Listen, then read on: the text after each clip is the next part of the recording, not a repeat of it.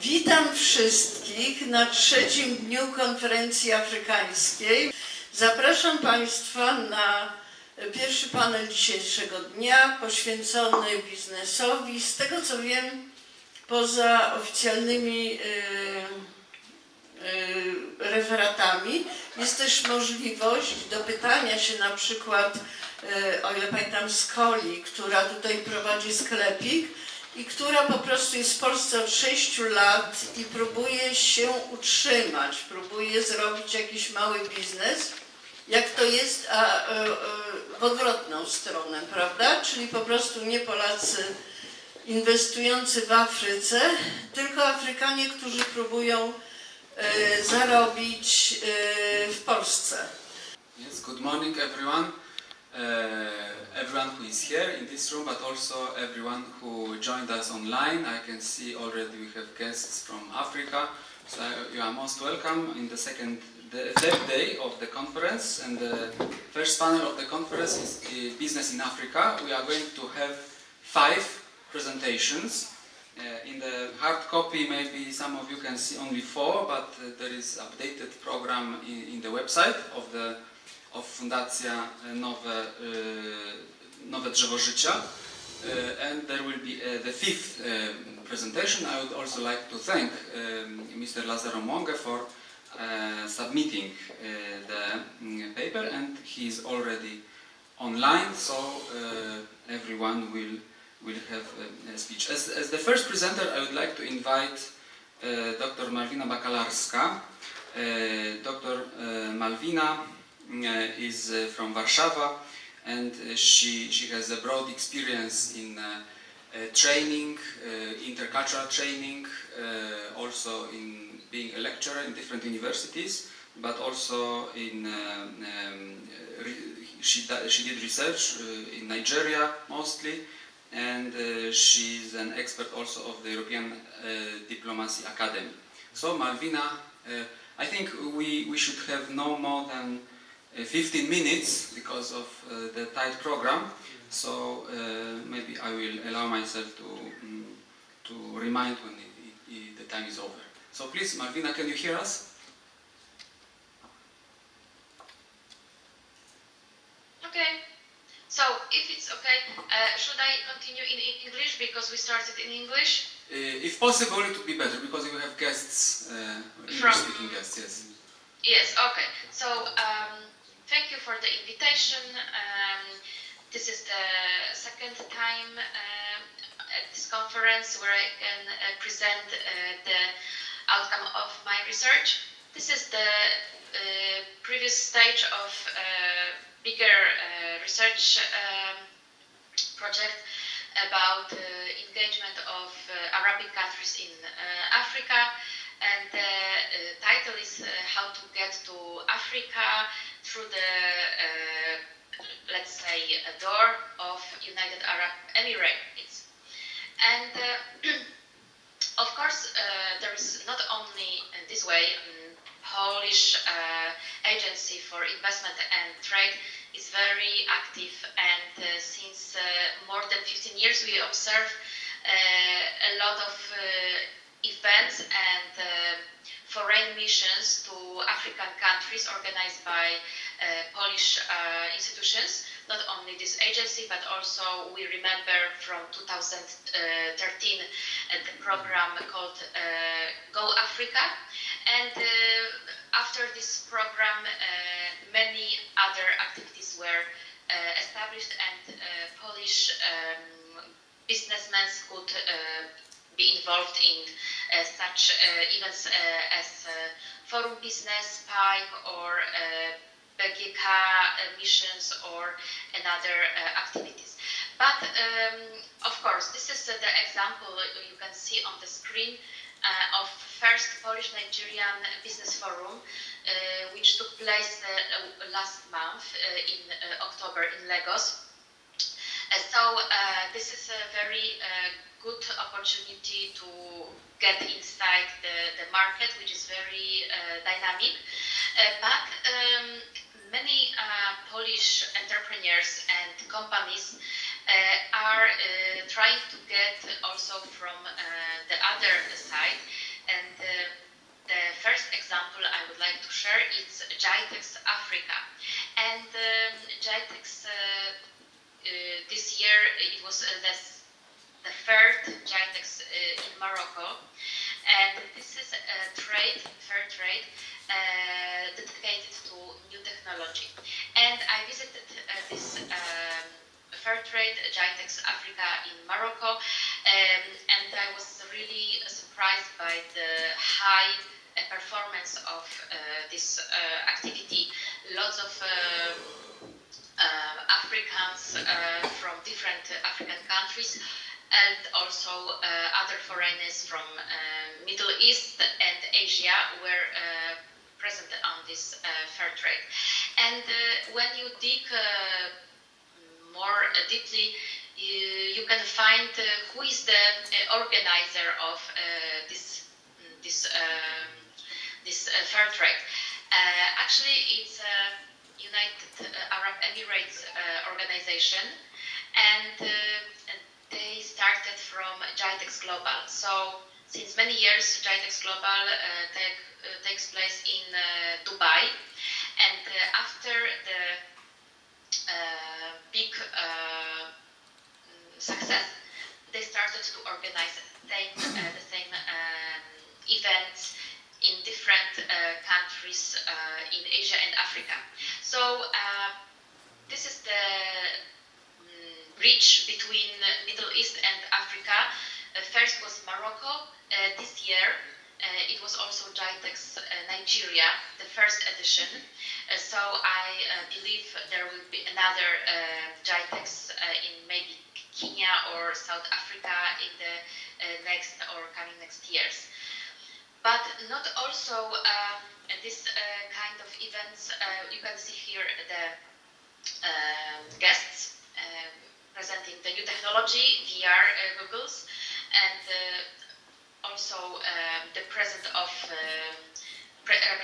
representatives from United Arab Emirates, who were the organizers. So it was very significant to see how European organizations try to still be on top during this event, but it was very visible that African organizations, governments, they started to move for this South-South, Global South cooperation.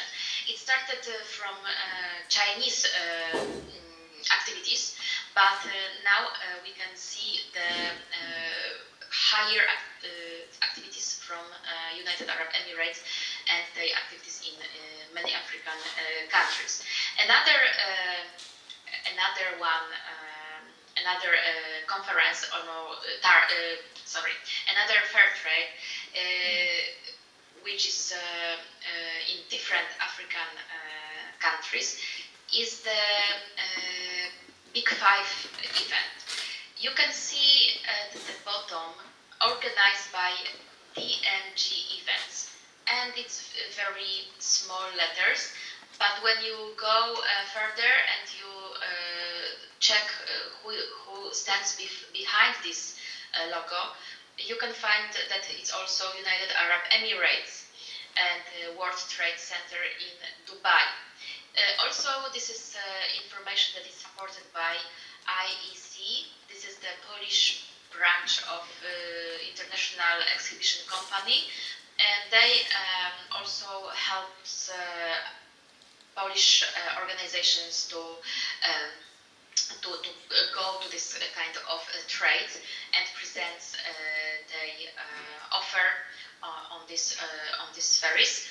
And it's in Kenya, in South Africa. We can see it will be in November next month, very soon, and it's dedicated to construction and all this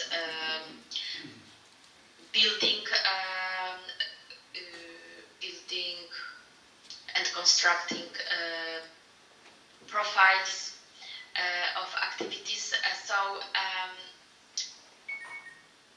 another issue which is important to emphasize, that for example, Polish Agency of Investment and Trade is also present on such events. So we can see that Polish agencies, government agencies from Poland, they are present there, gathering people from different Polish sectors and cities, and they allow them to get there. So it's a cooperation, multilateral, but it's the bigger investor of these events is still United Arab Emirates, and we should be very careful about all these activities and all these trades in Africa, because sometimes we can see the logo of government. Like here we can see the logo of Federal Ministry of Industry, Trade and Investment, Nigeria. It will take place next year in March. It's dedicated to West Africa Industrialization, Manufacturing and Trade Summit and Exhibition. So it looks like an event from the Nigerian perspective, and it might be also misleading because when we dig more in this background of this event, we can find another. Again, the same logo, DMG, and with the extra word Nigeria, DMG Nigeria. So it's again the organization from Dubai. The headquarters is in Dubai, and they are operating in, we can see Saudi Arabia, Egypt, Singapore, Canada, South Africa, and the UK. And it's again the Global South cooperation. So this is how African countries trying to offer some kind of place for foreign investments, but not independently, but still through the gate of United Arab Emirates. And it's very since like 15 years, it's a very official way to present how United Arab Emirates are presenting their offer. You can see this is another example of how they want to present themselves on the global stage as a home to unlimited business of entertainment. So they are also trying to attract investors from different regions of the global business to something what is not very official to the local culture, the indigenous culture. When I was more than 10 years ago in Dubai, I was a little bit surprised how liberal people are on the streets, but this is only the image from the street. When we search digger to these local structures, we can see that it's everything very well controlled by sheikhs who are in the enclaves, and they are using this kind of interest of people from different regions of globe to invest in United Arab Emirates, and also to get cooperation with them in different countries, like for example in African countries. So I suggest that we should be very careful and aware of what is behind all these business events, which seems very nice from our perspective, and maybe some Polish businessmen might think that it's a nice opportunity and African countries are developing so fast, but they are not developing independently, but still in the terms of what United Arab Emirates offer them. Also, there is another, it's also competition on African markets now. So not only United Arab Emirates trying to be involved in such trades cooperation in different African countries. Also, for example, this year in August, Africa Food Show in Kenya took place, and who was the organizer when we find who is behind this event? It's India, in the headquarters in Gujarat. So we can observe that from a very small, little United Arab Emirates country, they are spreading the ideas and structures and business models to African markets in different places, North, East, South and West African countries. But also there is a competition from India, and on terms of Indian way how to deal with this global business, it's also important to be aware of such competition. So not only Chinese, like we used to talk, and this narration that Chinese present in Africa, but also now very active United Arab Emirates, Saudi Arabia and India also try to establish a base in different African countries. And this is the end. Thank you for your attention, and if you would like to read some article, this is actually in Polish. I didn't know that we are going to talk in English. You can scan the QR code. Recently I shared some observation about the geopolitical pistachio activities. So maybe it's interesting to see how the average person may also be involved in this bigger geopolitical scene. Thank you very much. Thank you so much, Malvina, for telling us about inspiring possibilities of reaching the markets, another possibility of reaching African markets, even for Polish companies.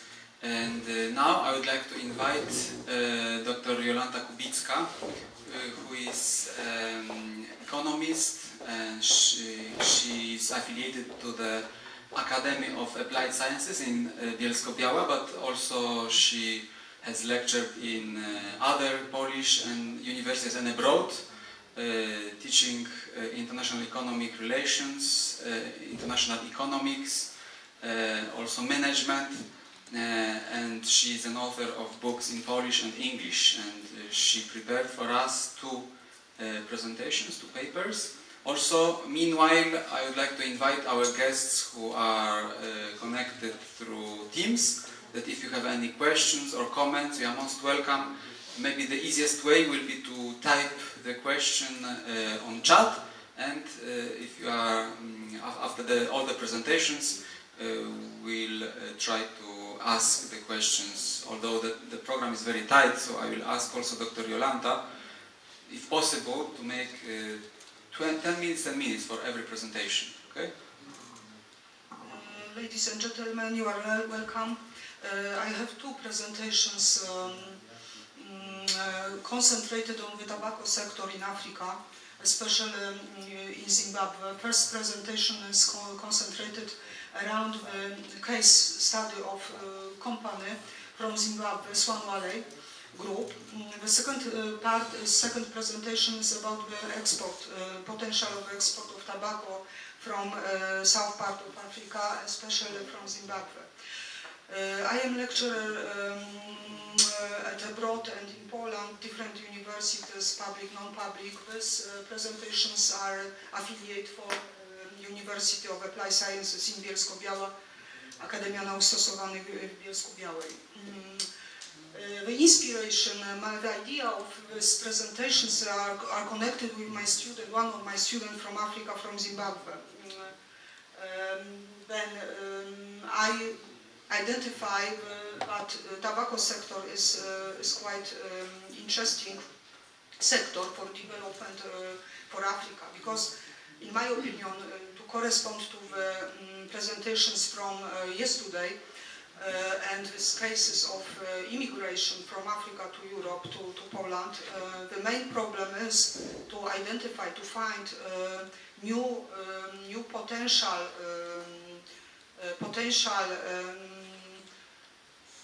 opportunities for Africa, for different countries, for different regions from Africa, the potential of the development, because the globalization process are very, very important, still very important, and gives many opportunities, more and more opportunities, especially nowadays when we have some transfers of powers in the global market in the context of US and China.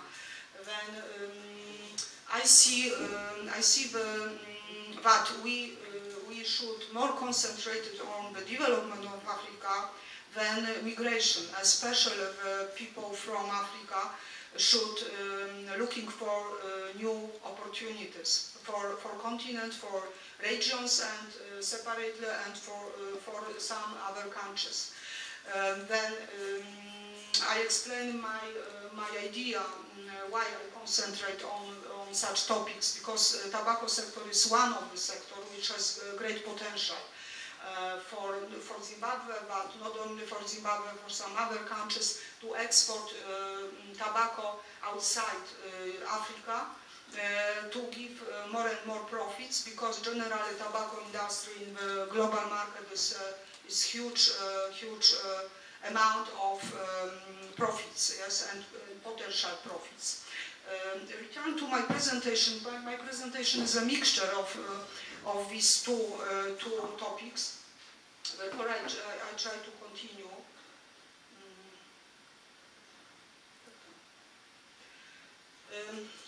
I started from this Swan Valley group. It is because it is a very, very interesting case. Strong business. This is the group. It's concentrated on one side on production of raw materials for tobacco sector. On the other side, it is also the producer of cigarettes.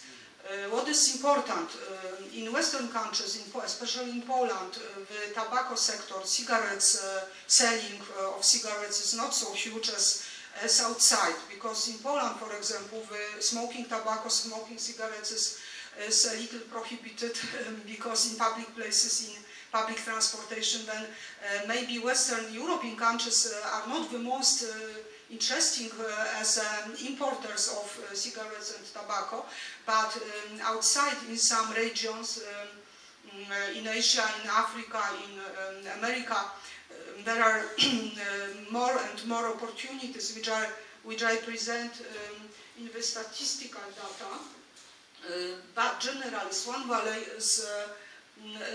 operates similar to other international global companies, but it is still Zimbabwe company, and it is not only supplier. This is important. It is not only supplier for global multinationals, but it is also producers. Then this is the picture of one of the shop in the capital of Zimbabwe.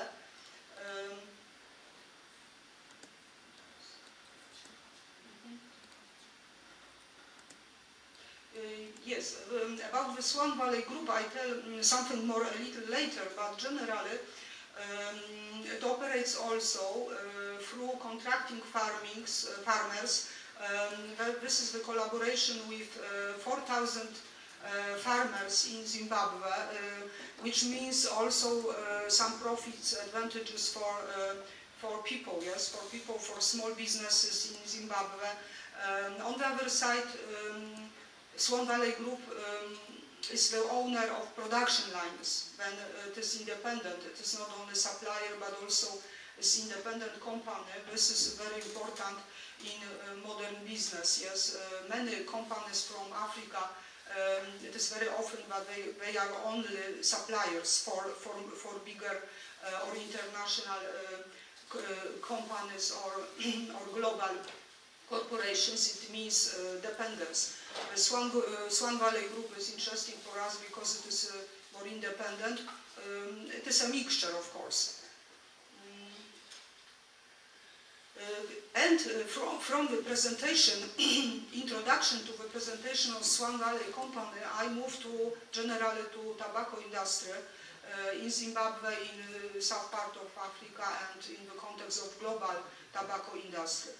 Generally, about the level of economic development of Zimbabwe is not very high position. Yes, it is more than 100 position in the global rankings. Yes, about GDP or about the exports, total exports, etc.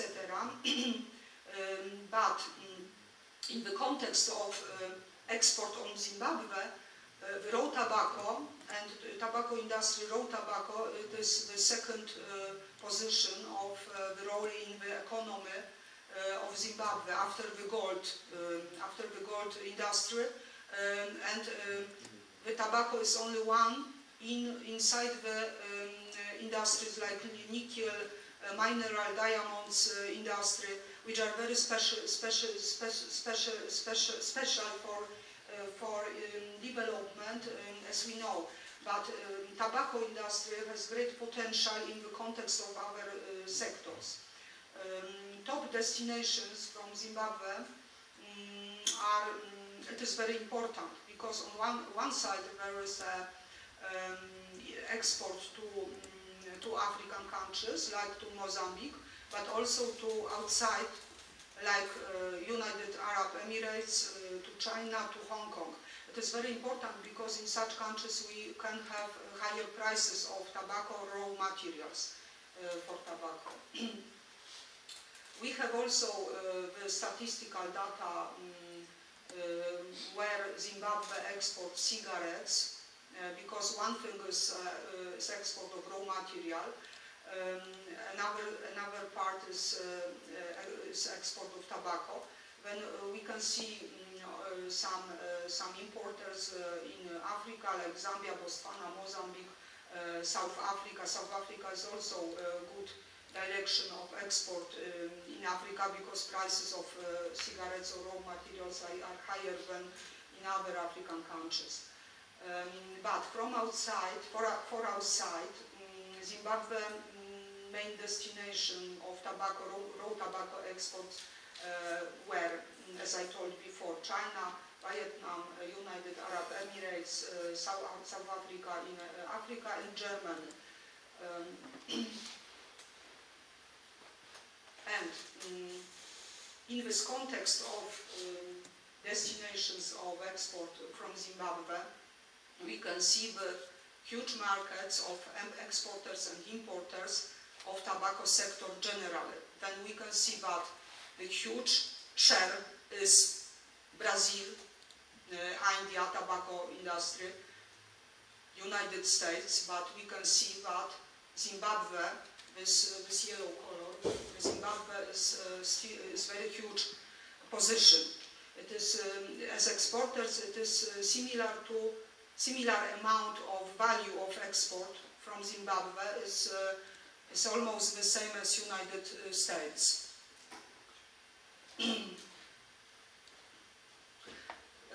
Another situation is in import, of course, but generally the conclusion from this part of my presentation and from these figures is that Zimbabwe tobacco market is very strong and huge in the global context. I have also the model of transportation and logistics from Zimbabwe because, and this is also the south part of Africa, because Zimbabwe is inside land, then there is no direct access to the ports. But we have many different ports on the south part of Africa, and the logistics is through these ports to Emirates, to Asia, to Europe, to America, when the transportation, logistics of export of tobacco is very, very important, because we need to take into account the cost of transportation, cost of logistics for exporting. Also, the transportation through lakes. It is something interesting on the south part of Africa, from Zimbabwe, transportation of the tobacco. Of course, we need to remember also, I return to this map, that there are some neighbors of Zimbabwe, which some of them also produce tobacco and export to South Africa or outside, but Zimbabwe is a strong exporter. I would like to tell something also about some other aspects of export-import tobacco from Africa, because there are many different agreements. One thing is some agreements between South African Development Community, it is a regional economic community integration group. There are some agreements between this organization and European Union. When the European Union market is also open for export from Zimbabwe, from Africa, but there are some tariffs, some restrictions, some agreements. Next part of my presentation is concentrated on some other aspects of export tobacco from Zimbabwe, especially the tobacco sector is also connected with some partnership cooperations with some multinational tobacco company like British American Tobacco or China Tobacco, on US companies, and Swan Valley company is partner or supplier, but it is more partner because it produces the tobacco and raw materials.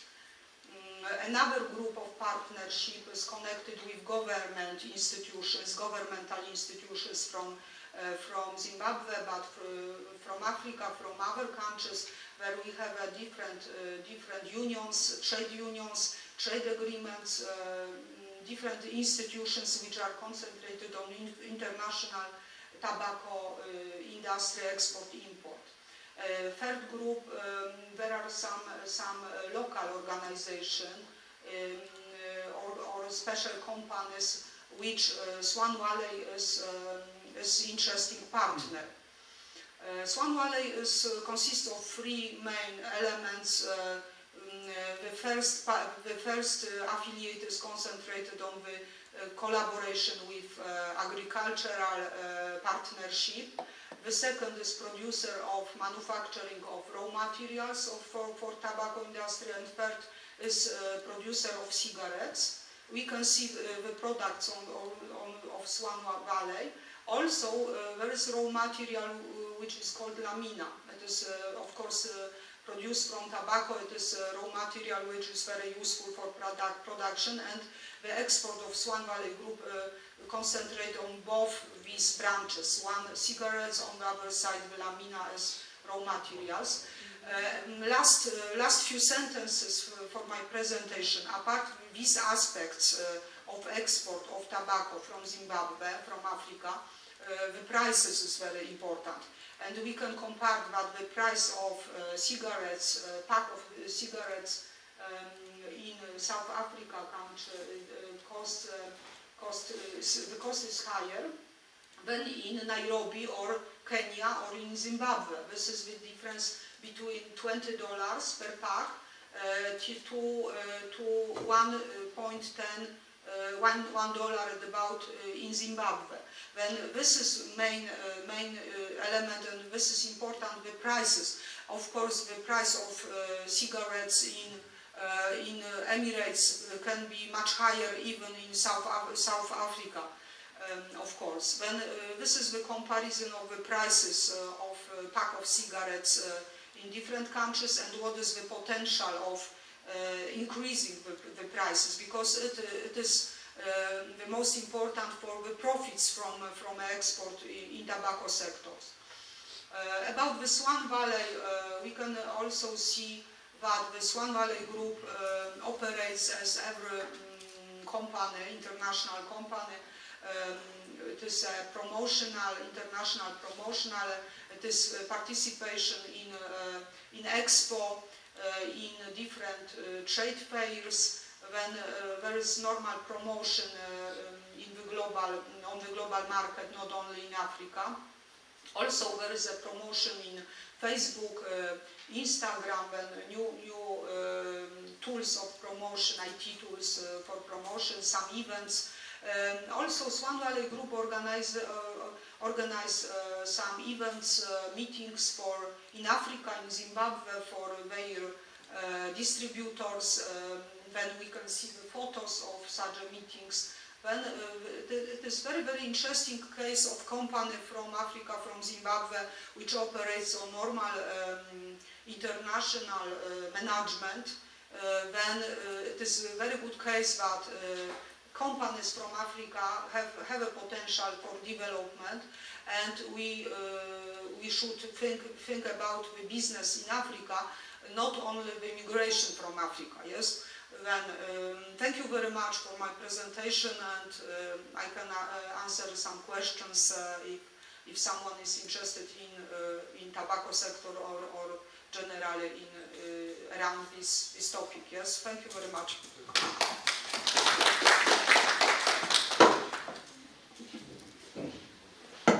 Thank you very much for a very interesting case study. Case studies are enriching us because they allow us to understand more deeply the more general phenomena.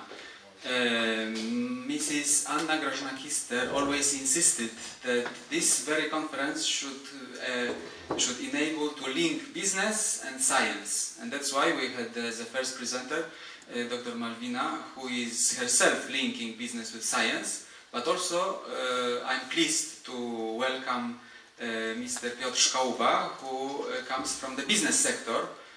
Purely business sector. He is a graduate from the Wrocław University of Technology, Technical University of Wrocław, and he has worked in Tanzania for 4 years, coordinating a very large project of constructing silos in Babati, in Tanzania, which helps in modernizing Tanzanian agriculture, and actually it was a part of the big contract between Tanzanian government and Polish government. Several companies from Poland were benefiting, but Unia, which was the part of constructing the silos, was, I think, the most successful, and even the president of Tanzania, she was grateful personally to Unia for constructing this project, and these days Mr. Szkałuba is also negotiating other big projects in agriculture sector. I had the chance to visit the Babati silos, and I was really very impressed by what I saw. It's very complicated building, very, very sophisticated, and the Tanzanian engineers, they really appreciated the work that Unia has done.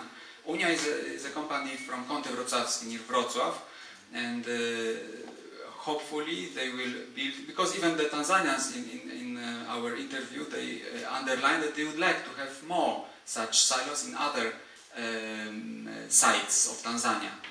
So now we'll have a chance to listen to Mr. Szkałuba, yes, from the, we can say from kitchen, how it looked like. So please, the floor is yours. Thank you, Konrad. Good morning. Thank you, Konrad, for the introduction, and thank you for having me at the conference. So today I'm going to elaborate on the topic expansion and modernization of NFRA facilities, silos, warehouses, and the new grain storage standards in Tanzania. So as Konrad said, the contract was financed by the Minister of the Finance of Poland. It was G2G contract concluded between the governments of the Republic of Poland and the United Republic of Tanzania. The program was for was for $55 million, and the Unia company I represented in Tanzania won a tender for $20.3 million and successfully implemented among the 3 of the other contractors. And the client was the National Food Reserve Agency, which is an agency capable for responding timely for food shortages. In general, they preserving the food, and also they trade the grain, mostly maize and rice in Tanzania. And the facilities we successfully constructed was named Sumbawanga, Banda and Babati. 1 in north and 2 south.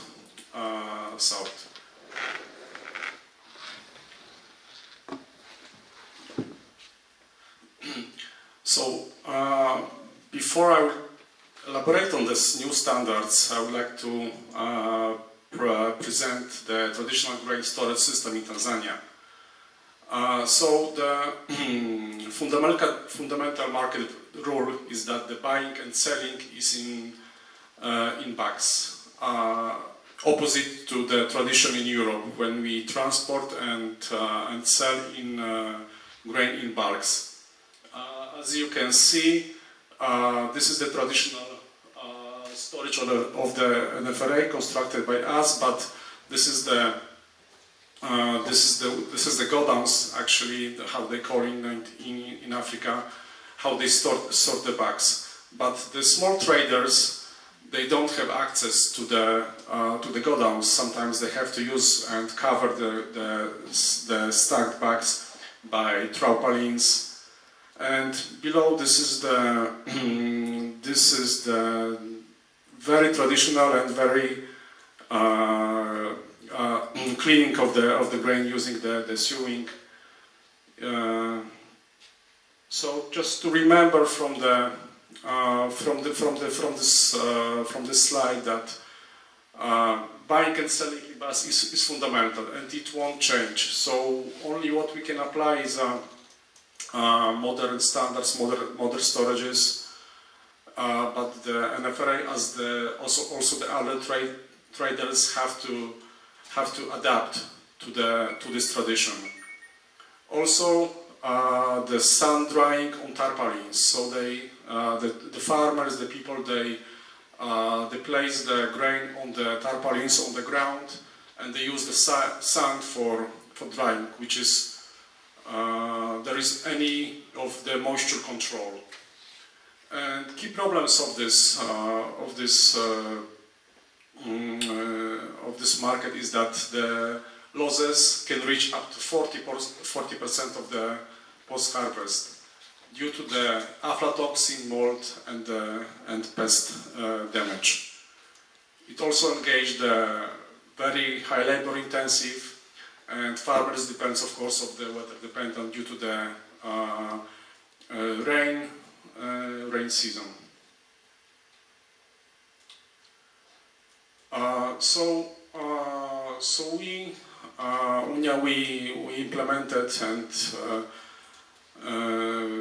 the technology that includes the intaking, so the client is allowed to use the automatic track scales. The cleaning, it's like multi-stage mechanical cleaning, also the drying in the column and transport using the advanced chain and bucket conveyors. And of course, the important, the silos, the capacity of which is more than 3,000 metric tons. And at the end of the process is the packing. We also implemented the semi-automatic bagging line.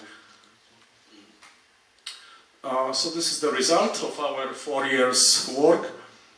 I would like to say more about this, but due to this shortage, I can only present, and it was a lot of efforts to deliver this project, right? And as Konrad said, it was also presidential recognition and appreciation by the president and the agency.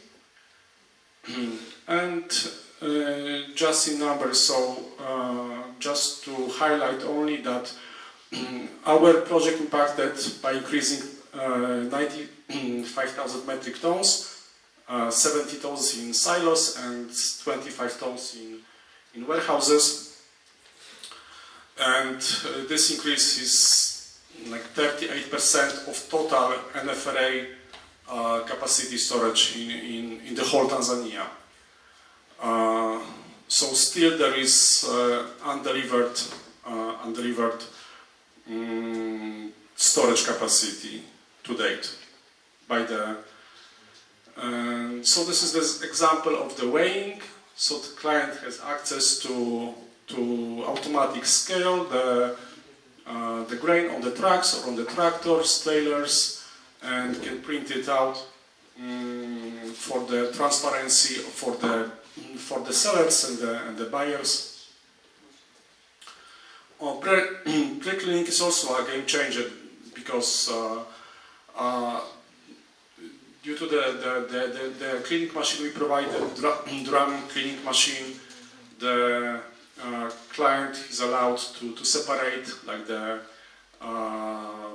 in the multi-stage cleaning process, separating by the clean grain, debris, impurities, screenings, and also even some pests. So this is the example, and due to my calculation, due to my tests I have also performed at the site, so we maybe the average number of the impurities was about 1%. So imagine that you have 10 tons, so 100 kilograms is a debris, right? It's a waste. So the new standard for the silos is that throughout the entire silo volume we can monitor the temperature, and immediately client can react on the threat detection. And of course it requires certain conditions, but the storage capability is like 1 to 3 years with minimum quality losses comparing to the traditional godowns when there is a very short period of the storage. So this is how it looks, the distribution of the temperature detection throughout the silos from the top to the bottom. We have a sensors who in real time measuring this temperature. And this is the example of the dryer. So client can set up all the settings, the demanding parameters. For example, the moisture, which is very important. For example, clients receive the 50% moisture grain, and he wants to decrease it to 12. So he set up the settings, and he received that result. This is the example of the automatic, semi-automatic bagging line.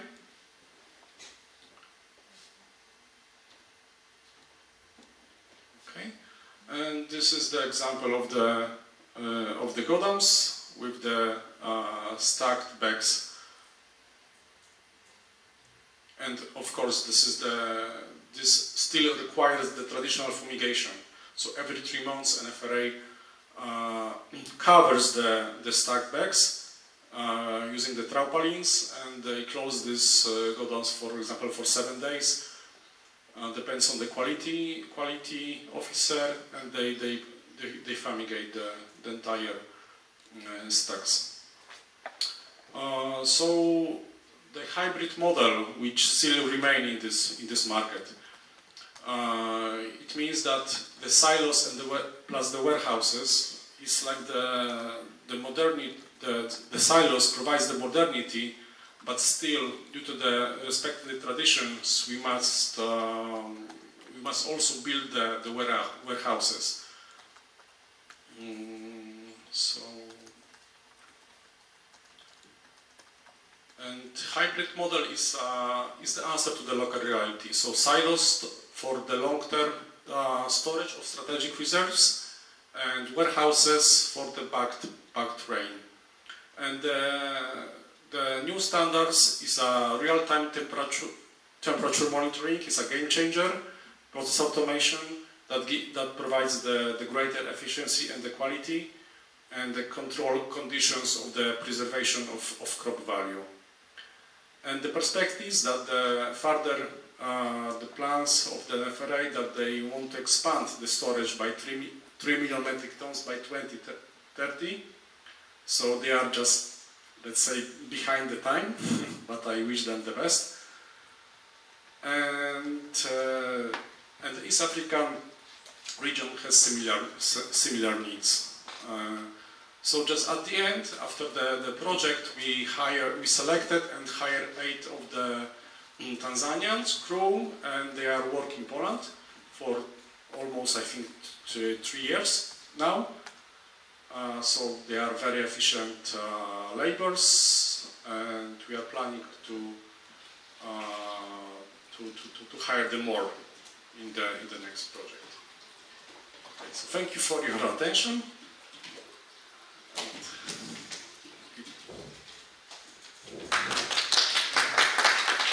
Thank you, Piotr, for sharing your rich experience in conducting a very big project in Tanzania.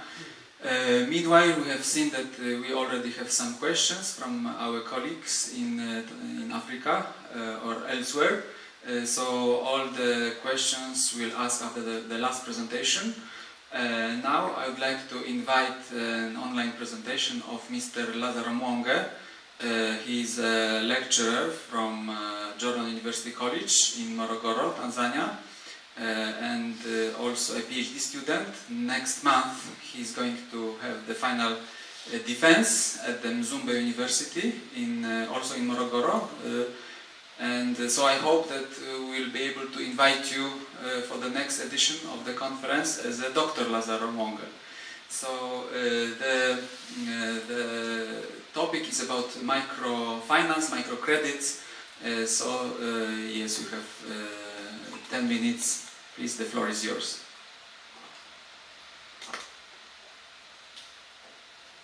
You know what bonjour means? I think every time I care about it, everybody saying.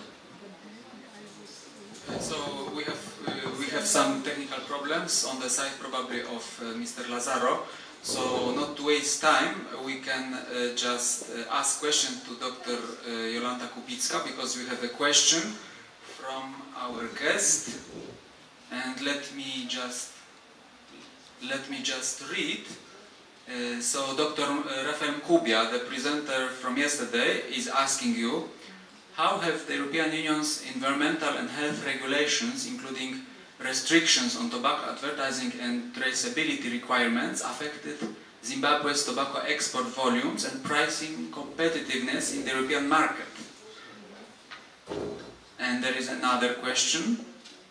To what extent do government policies and tobacco industry and marketing board regulations support or hinder equitable contract farming arrangements between Swan Valley and smallholder farmers? Yes, these are separate questions connected around the regulations and trade agreements. It is more complicated to explain in a few minutes because there are many elements of regulations. Because I had 2-3 slides about this topic. Because on one side there are some regulations around the integration trade groups in Africa.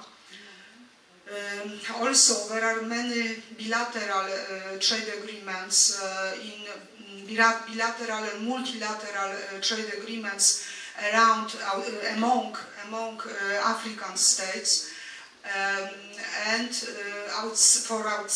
for European Union. Therefore, it is also complicated because on one side there are some trade agreements inside Africa, and there are trade agreements outside Africa.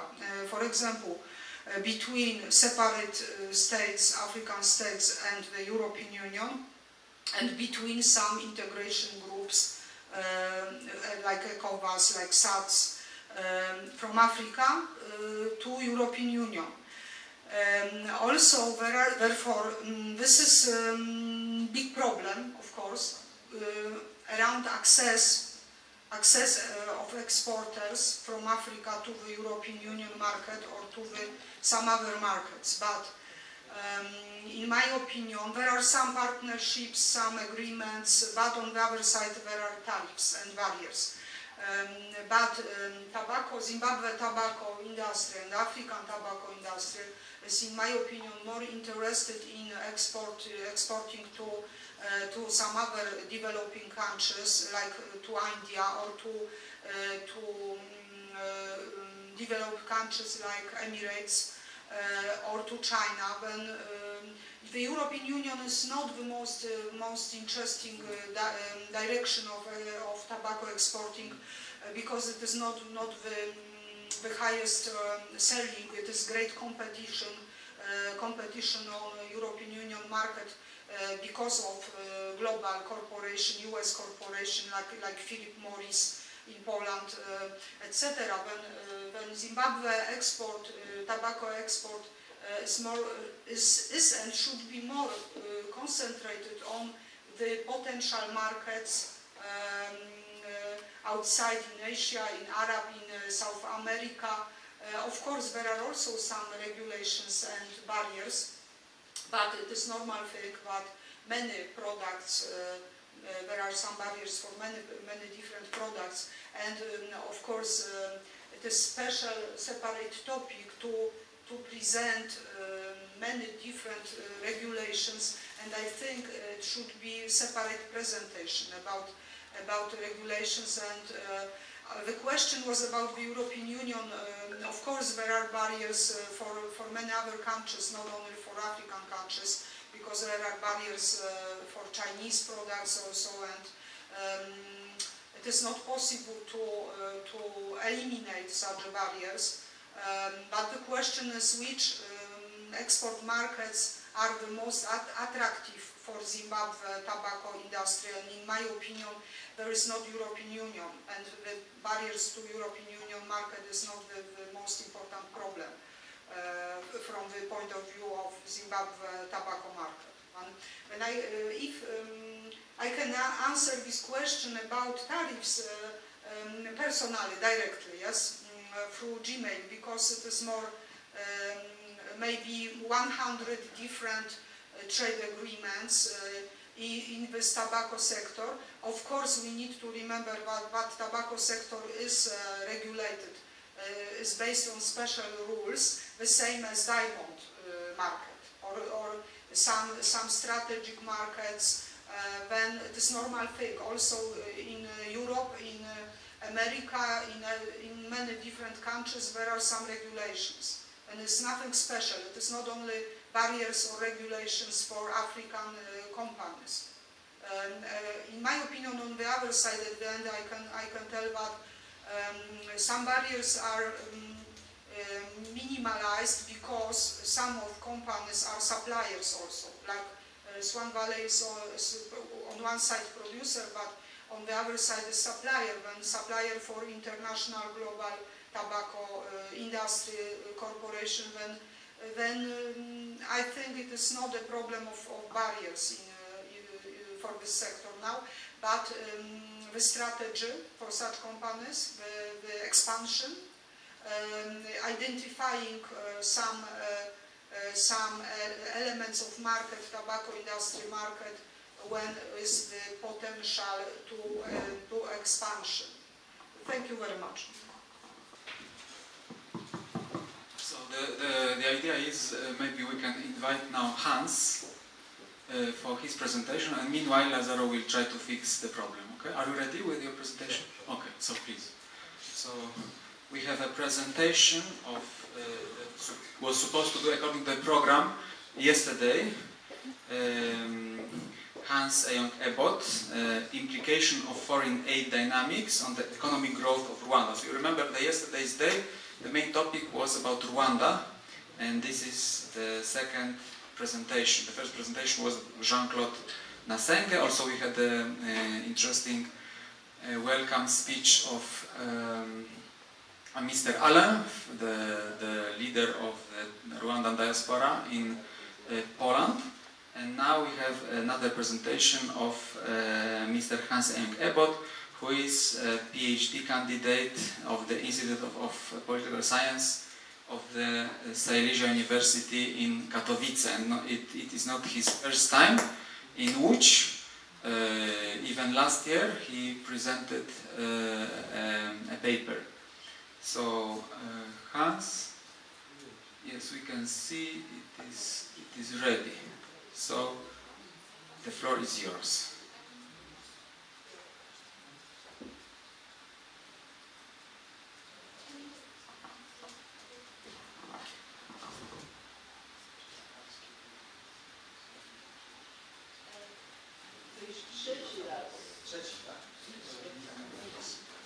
Hello, thank you very much. Good morning, everyone. I'm sorry that this presentation was supposed to be done on the first day, and we keep pushing it, and up to today, but it's fine. And it's also regrettable that we don't have a lot of time to go through this, through the whole lengthy discussions on economic development. My presentation this morning will be on economic development, the implications of foreign aid to the economic development of Rwanda. And I wish I could make the presentation in Poland because the nature of in Polish, because the nature of these conferences, we always have a lot of Polish. But I try to switch between some language, some write-ups in Polish language, and then of course you have some explanations will be done in English. So, generally we talk about some of the very important reasons why this presentation is being done is because a lot of people see Rwanda as a very model country today in Africa in terms of development, in terms of infrastructures now, and then in terms of things like technology. And so we begin to question how come Rwanda is such moving towards these levels of economic growth. And so it becomes important for us to investigate these studies. And so the importance of the studies is also to try to find out some of the challenges which foreign aid has created in Rwanda. It's going to be a little long presentation, but because of time we'll make it snappy. And this is the map of Rwanda. I think Rwanda is in the Central Africa, but because of regional groupings in Africa, Rwanda is being pushed towards the East Africa, where they are close to Uganda, they are close to Kenya, they are close to Tanzania, and then of course they share common economic activities, economic groupings, and political cooperation. But again, this is also a region which, as we discussed in previous presentations, a region which has been characterized by conflicts, is being characterized by some setbacks related to their East African Community Cooperation, and of course they also have a lot of military disagreements, which has affected the regionality of this group. But today, I would like to say that the features of Rwanda, such a small country with a population of about 13 to 14 million. And between this population, you have about 51% of these people are with the ladies, and then you have a male, 48.this. And then you can also see the ranking of their land surface. And this is the population's display. And I would like us to pay attention a little bit on 1994, which has been a very significant period in the history of Rwanda. Everybody knows about it. This is the period of the genocide, the period of conflict, the period of national uprising. And this 1994 was not actually the beginning of the crisis in Rwanda. Rwanda already had this crisis beginning from 1990, and then it only skyrocketed in 1994. And then the economic crisis began between 1994, and so because of the crisis, the conflict, the war, the population declined. And we can find some steady population growth, but when it goes to around 1994, there was a decline. So also, yes, Rwanda is also having some good touristic sites, and because of this poverty and the foreign aids and the difficulties which the country face, a lot of foreign aids, international communities, international personalities, foundations, NGOs, and international organizations began to grant aid to Rwanda. They began to give gifts, and they began to try to pick up the country after the genocide to see what can actually be done. Of course, NGOs, but I am not too aware about NGOs from Poland. But let's try to find out a little bit, what is foreign aid? This is a topic which has been used interchangeably. Some people think it is political cooperation. Some people think it is some kind of trade. Of course, China uses its foreign aid as trade. And some people think it's a development model, but it is a topic, a subject which has been used interchangeably. And there is no clear-cut reason of a definition of what is foreign aid. But so far, we think foreign aid is when a form of goods, material, or some kind of gestures, or a model, some technology, is being transferred from one country to another country. And this was exactly what happened in Rwanda.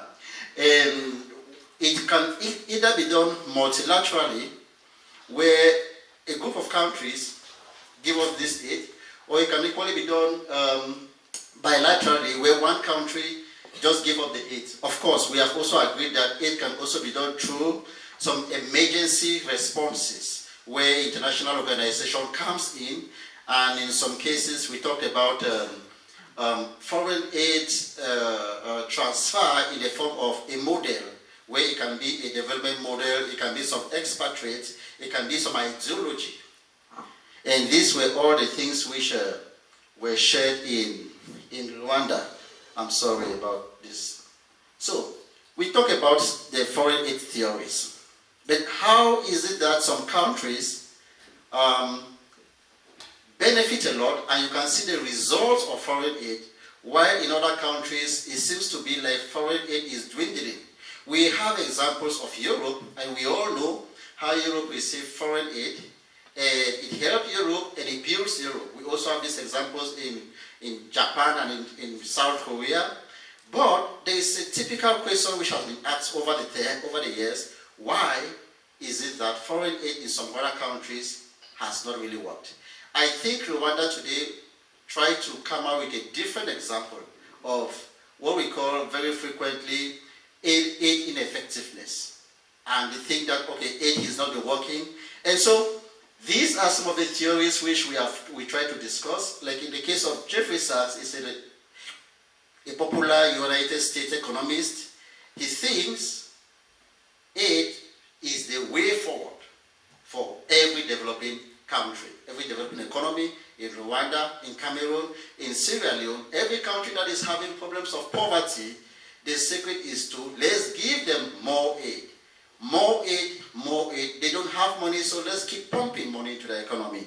And this ideology is a typical World Bank and IMF ideology, and so they keep transferring foreign aid into Africa. But again, we look at other theories like Dambisa Moyo and William Easterly. They completely disagree, okay? And they have, of course, in some areas they agree, but they have separate views. In their views, they think foreign aid, like the case of Rwanda, it helps the people to be lazy, and that Africa has been receiving foreign aid for more than 50 years, and there is no sense of development. And that foreign aid is a kind of dynamic that helps to impoverish the people the more. Again, like in the typical Easterly's ideology, he thinks foreign aid is actually a system that has been created to benefit the and not just to help those who are really poor. And so I decided to come up with the theories of foreign aid as a model. And to talk about, if we are talking about economic development in Rwanda, we must try to see how economic development has worked in some other places. Okay, and so we try to come up with the modernization theory as a way of explaining how foreign aid has worked.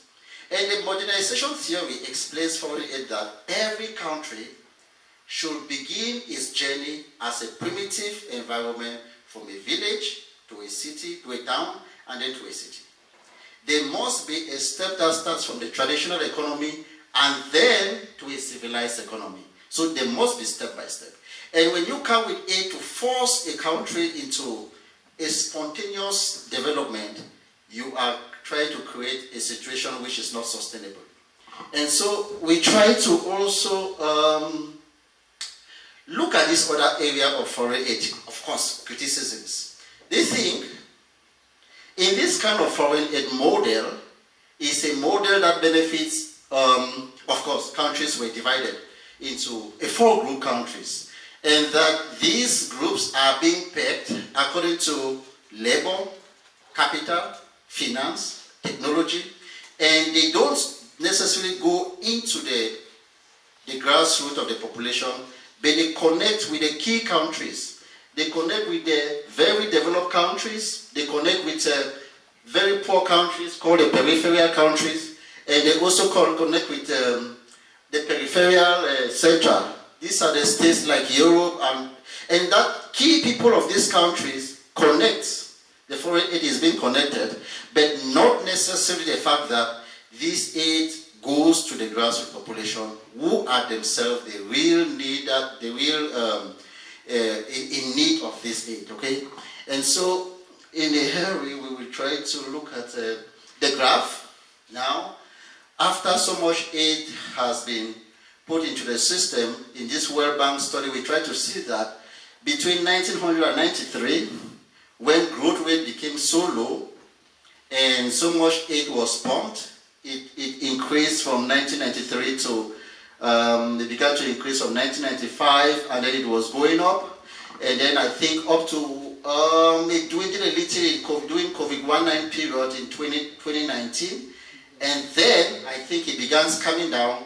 We can say because of the second Trump's administration policies on foreign aid, I think it began to reduce, but we will see in the other pages. So today, Rwanda is picking up, and instead of some of the things which we're supposed to see, like in agriculture, where we expected that most of the improvement after this aid we should find in agriculture, but we realized that there is even far more improvement at the level of the services. Rwanda begins to export more services than agriculture, and industrial development is improving, which means Rwanda is at a position where it is beginning to become a more service-oriented economy, unlike perhaps a primitive traditional economy, an agricultural economy, or an industrial economy, which is supposed to be the case of Africa. And so there is an improvement. And so this is the trend of this movement from 1995 to 2013. Of course, we will see the other more recent dates, and you can see how much aid was given, and you can see the outcome in each of these years. How much aid they received, and how did that aid affected the economic growth pattern. Then we come to see the more recent surveys.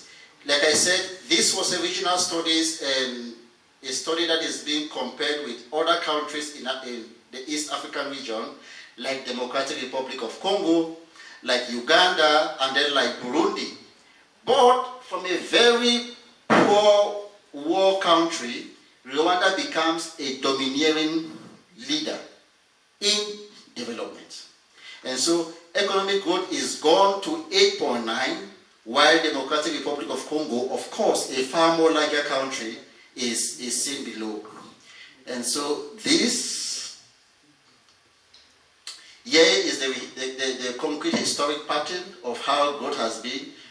we tried tackling it from the modern, from the, of course, the recent cases, and we track it from 1960 to see the consistency. And now, you can also see in the area of inflation.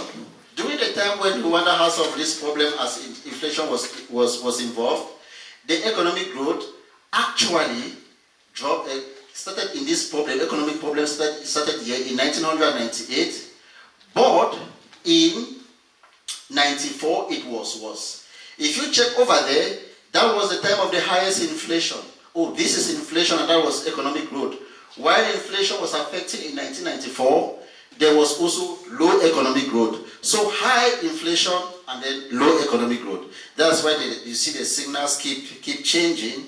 And then we have these key top donors of foreign aid. One of them is the United States, who has been pumping money in Rwanda. And then you also have the Global Fund. The Global Funded Project is an international organization that was more specific in malaria, typhoid, issues of maternity health, and others. It was more focused in the health sectors in Rwanda.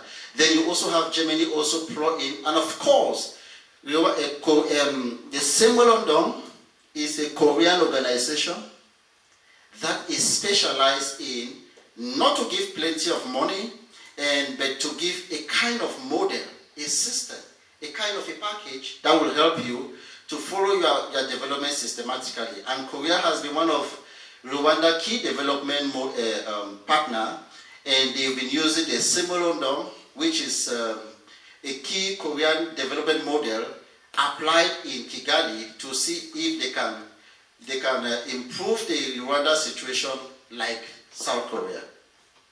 And so today we have the Today Kigali, where poverty has dropped, and we are now up to 39.8% in 2017 to up to 27.4% in 2024. So there is an improvement. Now, all of this also has helped to position Rwanda in a strategic position in terms of international cooperation. And Rwanda is now a key player in East African security community and in terms of development tracks. So it has also improved its relations with other external partners, with international organizations, with other states, and their goals is to ensure that there is peace and security, not only in Rwanda, but in the surrounding regional hub. Of course, we all know what happens with the M23 in Democratic Republic of Congo, and so which will in turn affect economic growth. So we also have the area of diplomacy. Rwanda is beginning to play a key role now in diplomacy, in trying to position itself as an advisory body on other states in Africa, on what they can do on new technology, and especially in this new ideology of green growth or green energy, which Rwanda is now a key champion to these debates. And so we will look at other things like global governance. Yes, global governance is such a very tricky thing, which is being championed by Rwanda recently as a result of its key position. When they are moving in refugees, the key areas where refugees from UK were sent to, it was in Rwanda. That was the first country that signed the accord on refugees from UK, and now it takes more refugees from the United States. And so Rwanda began to position itself as a result of this development to play a key role in global governance. And so, yes, and of course it has extended in Poland. They have a good relationship with Poland now, and Poland is very interested in Rwanda, even though we agree that Rwanda is such a small country, Rwanda doesn't have natural resources. Why is Poland interested in Rwanda? And so, but of course, Rwanda has already positioned itself as a key player in the international relations. So, and then we have the problems. Although we can agree that foreign aid brings corruption, some people try to place foreign aid as a system that favors only the donor and not the recipient. But we can say that foreign aid, this delimits in terms of corruption, in terms of aid ineffectiveness, and in terms of the dependency, which I had explained a little bit a while, of course, in hearing.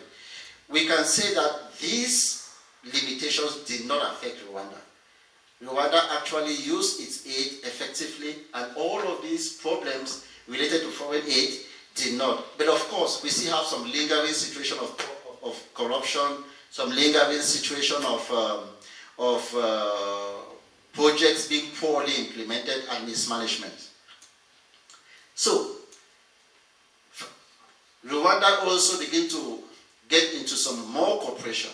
This is just like some of the problems which it has created. Rwanda now positioned itself to get into more South-South cooperation, to have, to protect its own sovereignty, and to also have its ownership and independence as a result of its position as a growing economy. It is now having the self-positioning to be able to cooperate with international organizations, and this time around with a better position to navigate its policies. And so, yes, so we agree that yes, aid is very important, and it has helped Rwanda economy. It has helped them to get into more North-South relations, to more South-South relations, and both the North-North and the North-South, they are benefiting in this cooperation of Rwanda. And now with the new global discourse on foreign environment, it is, I will be able to say that Rwanda has now placed itself as an energy hub in Africa, where it distributes environmental services, where it distributes services to the whole regional hub as an energy as an energy base. I'm sorry, this mic is getting me. So thank you very much, and that will be the end of my presentation.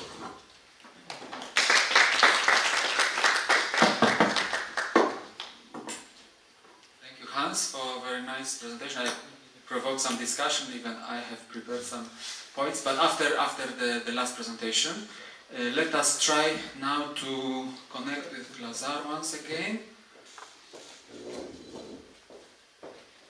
because we are behind the time. There should be now another panel, but let us try